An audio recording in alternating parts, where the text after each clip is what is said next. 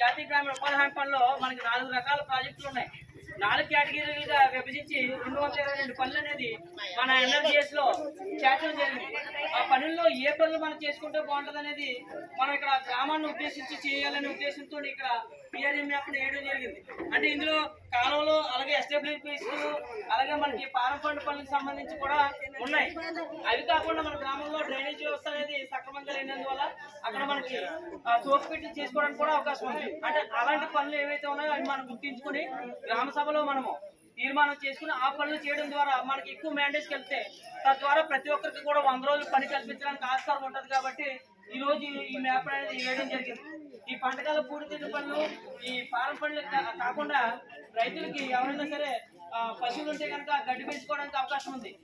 ఆ గడ్డి వేయడానికి డ్రిప్పులతో వాటర్ కూడా గవర్నమెంట్ మనకి ఇస్తుంది.